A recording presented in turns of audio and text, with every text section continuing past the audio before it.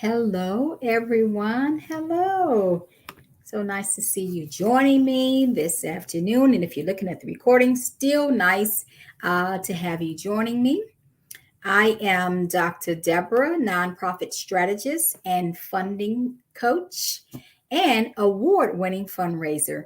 You know, I just a little while ago I had a problem saying award-winning fundraiser. I used to feel a little embarrassed, but a great man, one of my clients, told me that I should not feel uncomfortable saying that if it is true. And it is true. I am an award-winning fundraiser. And I thank you very much, Mr. Jimmy Finch. I thank you very much for telling me that. It kind of caught me off guard. And people, many of you know that I am a pastoral psychotherapist. So I do think about a lot about the things we think about, you know, and how we feel about ourselves. And I didn't even notice that I would hesitate every time. Good afternoon, Facebook user. Not sure who that is, but good afternoon. Thank you for joining me. But when he said that to me, I hadn't noticed that when I say award-winning fundraiser, I kind of hesitate because I didn't want people to think that I'm bragging. But now that he asked me that question, he said, "Is that true?" Yes, I am an award-winning fundraiser. He said, "Well, you shouldn't feel bad about it." He asked me, he said, "Do you feel bad about saying that?" And I noticed something in myself. Yeah, I do feel a little embarrassed a little bit when I say it. But so again, I thank you, Mr. Jimmy Finch, for helping me to get over that. So let me get started here. Um, as you know, this show, I welcome you to a nonprofit nugget with Dr. Deborah, where I'll just be giving you a little something to chew on. Not much, but just a little something. Don't want to give you too much too fast. So I'm going to give you a little something to chew on. And thank you. Yeah, that's what he told me. I shouldn't feel bad. And that's something. As a new client, he actually said that. He asked me that question. Hi, Michelle. Michelle DeWitt. You guys, she just launched she had her official launch this past Saturday. Hi, Lisa Santiago McNeil. That's Lisa is my vision coach. I call her my vision coach because really, to be honest, if it wasn't for her, it would be difficult for me to see the vision of what God has planned for me. Because a lot of times we can see the vision for other people, but not for ourselves. But Lisa helped me to actually flush this all out when she asked me, "What do you have in your hand?" When I told her, "Lisa, I want to be in business for myself," she's helped me to start both of my businesses, Dr. Deborah for Healing under Healing and Empowerment Ministries, and helped me. She published my book, Get Free, Stay Free, which is one of my programs is named after that book. So love you, Lisa. You know that. And Michelle DeWitt is one of my clients. She actually did her official launch of her nonprofit, and it's Unbreakable Faith. And they service almost the same thing that one of our programs do. They service youth and young adults who have been through sexual trauma. So, as you know, what we do in the nuggets is we cover some of the questions that I get throughout the week or from my clients. In my inbox, I get emails. Sometimes people even text me or call me, and they share with me things that they may be struggling with or concerns about or just want to learn more about. Don't have to be a concern, just to learn more. And so I try to answer those questions right here on a nonprofit nugget with Dr. Deborah. And today's question that I have, and I got this from more than one person: how do I attract participants for my program? Participants, not donors, not so this one was a little different for me, but I've had to do this too as a director. Participants to take part in your program. You've gotten this grant, or maybe you got a donation, and now you need to do the work, right? You need to do something. You need to find people to take part. And because many of us, when we start a nonprofit, I feel all of us, we started in order to do good on behalf of others. But many times once we have launched our programs, you'd be surprised to find that we struggle to find those people whom we seek to serve. You wouldn't think it to be an issue. You would think if you build it, they will come, but that's not always the case. Hi, Melissa. Melissa, it was so nice to see you today. It really was. It did good to get a Melissa hug today. It really did. And I look forward to our packing party. Fellowship, Michelle, all of you guys will be invited over for a packing party with him fellowship. So we like to think that if we build it, they will come, but that doesn't happen. It doesn't happen like that all the time. First, let me caution you. If you're looking to start a nonprofit, if you haven't started already, make sure that the target audience that you want to serve, some are embarrassed and don't want to identify. Yes, Lisa, that's the truth. As you know, with me, with healing and deliverance coaching, nobody you helped me to change my name. I don't even really say pastoral psychotherapist. I say healing and deliverance coach, because who wants to go to a psychotherapist? I mean, let's just be honest. Me, myself, I've seen counselors and therapists, but yeah, a lot of people don't want to identify. So it's difficult to find people. Like I said, let me caution you as a nonprofit leader that try not to, even if you have a nonprofit already, when you set up your programs, because having a nonprofit is one thing, creating programs is another thing. Those are two different things. 501c3 is totally different from having a functioning program. But when you set up your program, make sure that you set up a program that actually meets the needs of your community. Look at your community, do the research. Oh, you said, did your heart good too? Oh, you got people saving boxes for me. Great. Yep. Call them out. Yep. I sure want them there too. You guys will get an invitation. So the thing is that I don't want you to give up when you feel like you can't find the people, because there are still people, but just like Lisa just said, some of them just don't want to identify. And then one of the things also is that you may not be looking in the right places. So I'm going to try to give you some information. These are some of the ideas that I've done with some of the great organizations that I've served, where we're trying to get people in. I've gotten the funding for it, for the organization. Now I turn the funding over for them to do the work, and we don't have people. Funders don't like that, because you're going to give a report as to how you used the money, not lost, but how you used the money. So you want to find people to take part in your programs.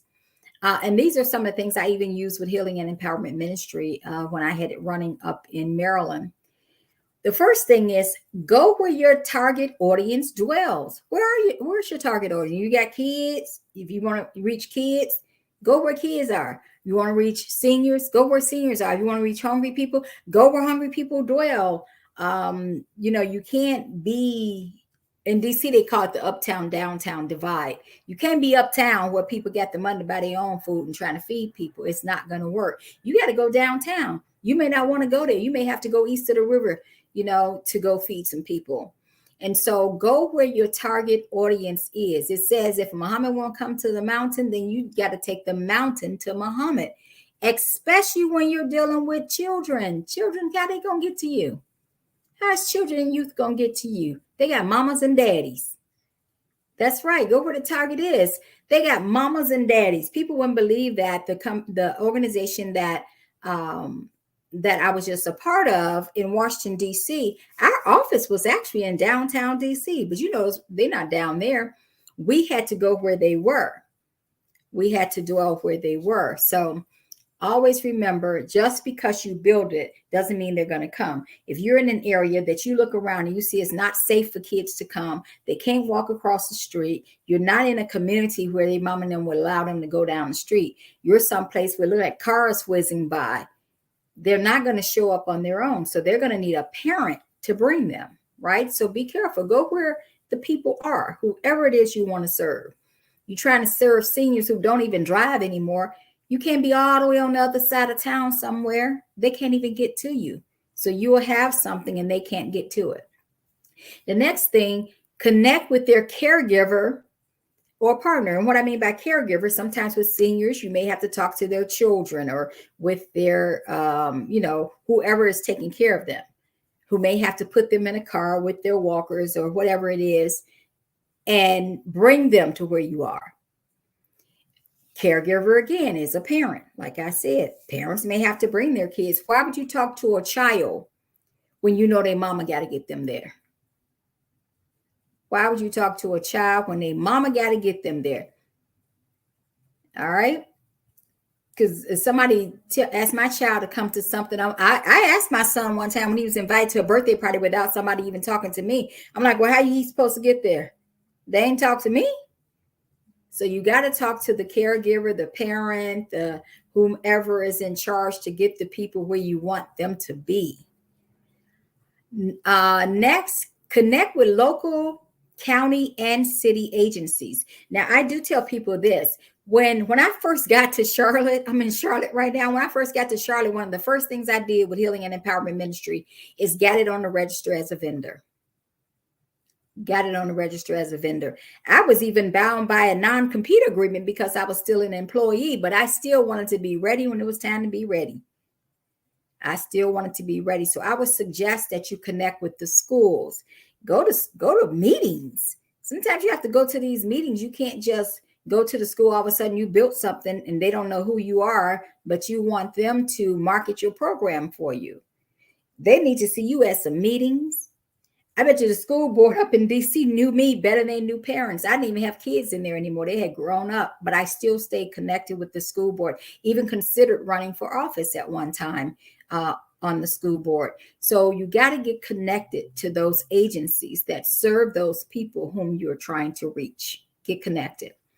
Next, connect with other local organizations that serve the same population. I know people have told me that it's difficult a lot of people don't like to partner. You can start off with the larger agencies who really don't care. They've made their way, like the Boy Scouts, Girl Scouts, social clubs, things like that. Or I really do believe in partnering with other organizations. I know sometimes it can be difficult, but there are organizations out there who want to partner, small organizations. And for those small organizations who listen in, I want to tell you, funders love organizations who believe in collaboration.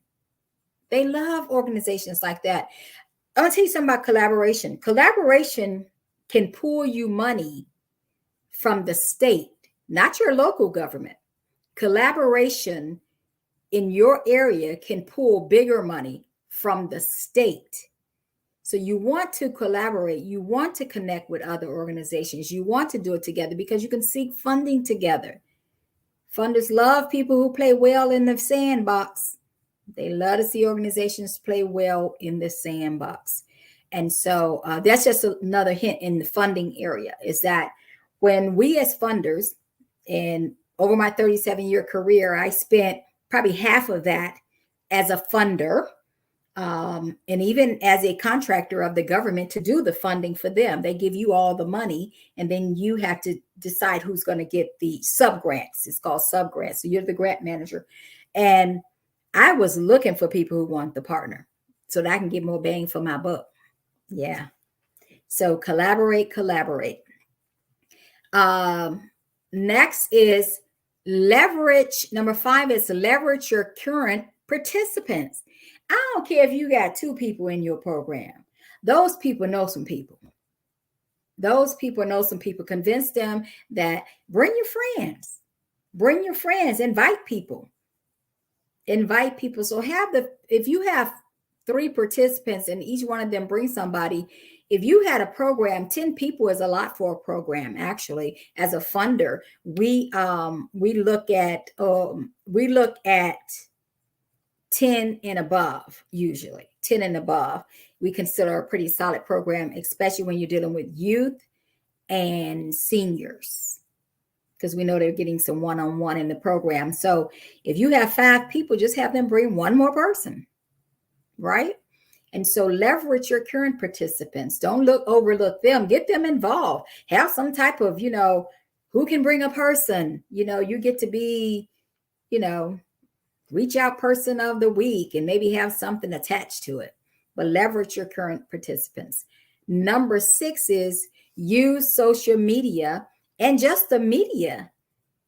You can't be a treasure hidden in the desert. I wish Brian was here because he would say that he always say the secret of the desert. You can't create something and then not tell anybody about it. Don't post on social media. All you post is the event itself. But what about things that lead up to the event? Lisa does this really well. She has like a rollout process for things that we're supposed to do. I don't do it that well, but I'm learning. I'm going back, reading my notes and things that she's coached me on to learn how to roll things out. So that's, you have to do that same thing with a nonprofit program. I don't, you would think, well, this is free. Why don't they just come? Use all your media channels. Get out there. Do a podcast just around that event, then around that program. I don't care if you jump on there for 15 minutes and just talk about that program. People got to know that you're there. Do not commit the sin of the desert. You know where the answer is to help people get healed, help people get fed, help people get clothed, help people get shelter. You know where it is, but you're not telling anybody. You have to. I know some people feel uncomfortable with that and they don't know how to do it. Well, get somebody on your board to do it. What are they doing? What are they doing? Maybe we need to do that. I have a class coming up, recruiting an intentional board, an intentional high functioning board. There is a way to do that. So get people involved, get the word out there, make some flyers. Shoot, go back the old fashioned way, print some flyers out and go pass them out in the community. Remember when we used to do that? Make you some flyers. Number 7, offer incentives. Sound weird? Offer incentives. I can remember when we wanted participants in our focus group, we wanted some youth, and we decided to give $25 cash to every youth that show up for our focus group, and we fed them some pizza and those little turkey heel juices. We fed them too. Yep, sure did.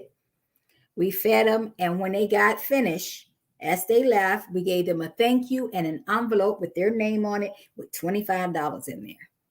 So they sat there for an hour. We got our focus group done so that we can have our, we were doing a survey that we wanted to use in a program we were doing. We paid $25 for participation. And I'm even partnered with a program right here in Charlotte now that we will be starting. Oh, is it April yet? Well, we will be starting next month, actually, and we are going to offer cash incentive to our participants too, our first 10 participants. So incentives are always a good way to go. I think we already got it full. As a matter of fact, the people who say they're going to already be there. So we've before we even put it out there officially, people start hearing about it and they already want to be part of it. And we may have to even up the ante, because I think we're going to have more food, more. And you can even offer incentives that speaks to your goals, the goals of your program. You don't have to go with money. You can offer scholarships, small scholarships, like, $100, like the Jeremy D. Brooks Youth Empowerment Fund. We offer $100 for a young person to do something they wanted to do or attend a program that may be offered. You can do internship programs. I know some business resource center, Business 911, they offer that as an incentive for the young people. You can offer references for their resumes for young adults. Yep. Gift cards. Yep. That's on my list. Look, if you want to stay within your mission, how about this? I offer, when you take part in my program, I will be offering counseling for a month. You get 4 sessions. How about that? Through Healing and Empowerment, Get Free, Stay Free, trauma healing program. Yep. That's one of the things I'm going to be offering. If you take part in the program, after you leave the program, you get, that's called aftercare. So you get aftercare without the sliding scale. I already offer sliding scale, but even without the sliding scale, for participation in the program, there will be a drawing for somebody to get 4 sessions. You can also do, I have somebody who I'm working with, and they're going to do a month's worth of food. They're a feeding program, and they're going to do a month's worth of food for a family. Wow. Just for taking part in the program. right? Child care for a month. I can go on and on. Be creative. Be creative. Child care for a month. If you're a nonprofit daycare or tutoring, your child get tutoring for a month. We're going to make a drawing, and the person who's drawn, they get tutoring for a month. You know, aftercare. Yes, you can do aftercare, offer aftercare, all kinds of things. You take part in this part of the program, your child gets to stay 3 additional hours. Working parents would love that, just for their child taking part in your program. Yep. I even have a parents night out incentive.